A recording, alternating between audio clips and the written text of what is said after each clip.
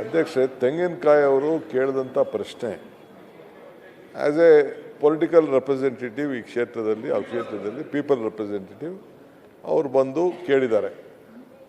ಅವ್ರ ಮಂತ್ರಿಗಳು ಉತ್ತರ ಕೊಟ್ಟಾಗೂ ನಾನು ಇಲ್ಲಿದ್ದೆ, ಐ ವಾಸ್ ದೇರ್. ಅವರು ಕಂತಿನ ಮೇಲೆ ಅವ್ರು ಹೇಳ್ತಾಯಿದ್ರು, ಇಂತಿಂತ ಇಷ್ಟು ಕಂತು ಬಿಡುಗಡೆ ಮಾಡಿದ್ವಿ, ಇಷ್ಟು ಕಂತು ಬಿಡುಗಡೆ. ನಾನು ಆಫೀಸರ್ಸ್ನ ಕರೆದು ಕೇಳಿದೆ, ನಾನು ಅವರು ಲಿಸ್ಟ್ ಕೊಟ್ಟಿದ್ದಾರೆ. ಟಿಲ್ ಸೆಪ್ಟೆಂಬರ್ವರೆಗೂ ಕೂಡ ಈಗ ರಿಲೀಸ್ ಆಗಿದೆ. ಮಧ್ಯದಲ್ಲಿ ಒಂದೆರಡು ತಿಂಗಳು ಇಲ್ಲ ಅನ್ನೋದು ಅವರು ಮಾಡಿದ್ದಾರೆ. ಅದಕ್ಕೆ ಅವರು ಕನ್ಫರ್ಮ್ ಮಾಡಿದ್ದಾರೆ. ಚೀಫ್ ಮಿನಿಸ್ಟರ್ ಹತ್ರ ಕೂಡ ಅವರು ಮಾತಾಡಿ, ಈಸ್ ಎ ಫೈನಾನ್ಸ್ ಮಿನಿಸ್ಟರ್, ಯಾವತ್ತೇ ಆಗಲಿ ನೀವು ಮಂತ್ರಿ ಆಗಿರಲಿ ನಾನು ಮಂತ್ರಿ ಆಗಲಿ ನಮಗೆ ಫೈನಾನ್ಸ್ ಮಿನಿಸ್ಟ್ರಿಂದ ಏನು ಬರ್ತದೆ ಅದು ನಾವು ಟ್ರಾನ್ಸ್ಫರ್ ಮಾಡ್ತೀವಿ. ಅವರು ನಮ್ಮ ಸ್ನೇಹಿತರು, ನಮ್ಮ ಸುನಿಲ್ ಯಂಗ್ ಲೀಡರ್, ಅವರು ಸರ್ಕಾರ ದಿವಾಳಿ ಆಗ್ಬಿಟ್ಟಿದೆ ಅಂತ ಒಪ್ಕೊಳ್ಳಿ ಅಂತ ಹೇಳ್ತಾ ಇದ್ದಾರೆ. ಆಯಿತು, ನಿಮ್ಮ ಭಾವನೆ ಏನು ಬೇಕಾದ್ರೂ ಇರಲಿ. ಈಗ ನೀವು ಮಂತ್ರಿ ಇದ್ರಿ, ಒಂದು ಬಜೆಟ್ ಮಂಡಿಸಿದ್ರಿ, ನಿರ್ಮಲಾ ಸೀತಾರಾಮನ್ ಬಜೆಟ್ ಮಂಡಿಸಿದ್ರು, 5,300 ಕೋಟಿ ರೂಪಾಯಿ ಕೊಡ್ತೀನಿ ಅಂತ ನೀವು ಮಾತು ಕೊಟ್ರಿ, ಅದು ಕೊಡಲಿಲ್ಲ. ಇಲ್ಲಿ ಬೊಮ್ಮಾಯಿ ಗೌರ್ಮೆಂಟ್ ಬಂತು. ಒಂದು ನಿಮಿಷ ಇರ್ರಿ, ತಾಳ್ಮೆಯಿಂದ ಕೇಳಿ ಸ್ವಾಮಿ, ನಿಮ್ದೆಲ್ಲ ಕೇಳಿದ್ವಿ ನಾವು, ಕೇಳಿ ಒಂದು ನಿಮಿಷ. 5,300 ಕೋಟಿ ರೂಪಾಯಿ ನಿಮ್ಮದೇ ಬಜೆಟ್ಟು, ಇರ್ರಿ ಸ್ವಲ್ಪ, ನಿಮ್ಮದೇ ಗೌರ್ಮೆಂಟ್ ಹೇಳ್ತು, ಆಯ್ತಪ್ಪ 5,300 ಕೋಟಿ ರೂಪಾಯಿ ಅಪ್ಪರ್ ಬರ್ನರ್ ಬಜೆಟ್ಗೆ ಕೊಡ್ತೀವಿ ಅಂತ ಹೇಳಿದ್ರು, ಕೊಡೋಕ್ಕಾಗಲಿಲ್ಲ. ಇಲ್ಲಿ ನರೇಗಾ ದುಡ್ಡು ಇವತ್ತವರೆಗೂ ಕೂಡ ಕೋಟ್ಯಾಂತರ ರೂಪಾಯಿ ಕೊಡಬೇಕು. ಜಲ್ ಜೀವನ್ ಮಿಷನ್ ದುಡ್ಡು ಸುಮಾರು 30-40 ಸಾವಿರ ಕೋಟಿ, ಹಂಗಂತ ಕೇಂದ್ರ ಸರ್ಕಾರ ದಿವಾಳಿಯಾಗೋಯ್ತು ಅಂತ ಹೇಳಕ್ಕಾಗ್ತದ? ನಾನು I can't tell that. We are there. ನಾವು ಏನು ಮಾತು ಕೊಟ್ಟಿದ್ದೇವೋ, ಯಡಿಯೂರಪ್ಪನವ್ರು ಹೇಳಿದ್ರು, ಒಂದು ಕಾಳು ಕಡಿಮೆ ಕೊಟ್ಟರು ನಾವು ಈಸ್ಕೊಳ್ಳೋದಿಲ್ಲ ಅಂತ ಹೇಳಿದ್ರು. We are committed to it. ನಮ್ಮ ಗ್ಯಾರಂಟಿನೇ ನೋಡಿ ಇಡೀ ದೇಶದಲ್ಲಿ ನೀವು ಫಾಲೋ ಮಾಡಿ. ಇಡೀ ಬಿಜೆಪಿ NDA ನಮ್ಮನ್ನ ಫಾಲೋ ಮಾಡಿಬಿಟ್ಟು ಈಗ ನೀವು ಎಲೆಕ್ಷನ್ಗಳನ್ನ ಗೆದ್ಕೊಂಡು ಬರ್ತಾ ಇದ್ದೀರ.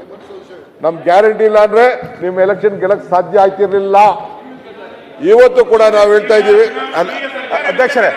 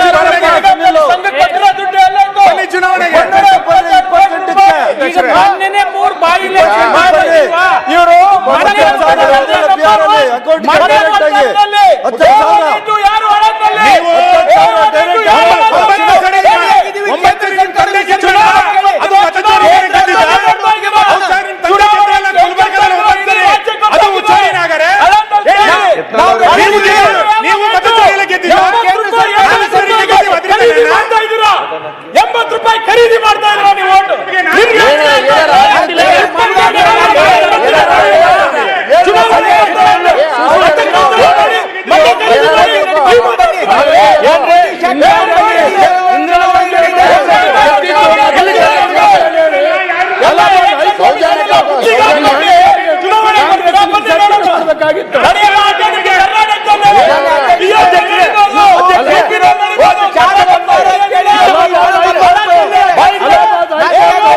ಬಿಜೆಪಿ ಮಾಜಿ ಶಾಸಕರು ಬಿಜೆಪಿ ಇವ್ರು ಮಾತಾಡ್ತಾರೆ.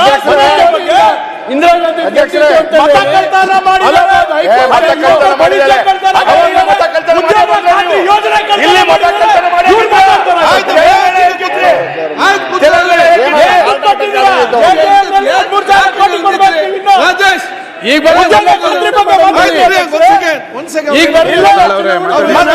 ಚುನಾವಣೆ ಬಗ್ಗೆ ಮಾತಾಡ್ತಾ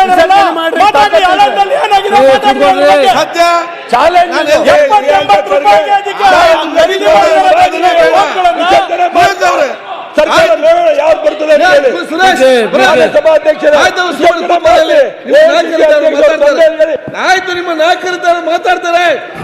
ಯಾವಾಗ ಬಂದಾರ ಅವರು? ಒಂದ್ ಸೆಕೆಂಡ್. ಯಾವಾಗ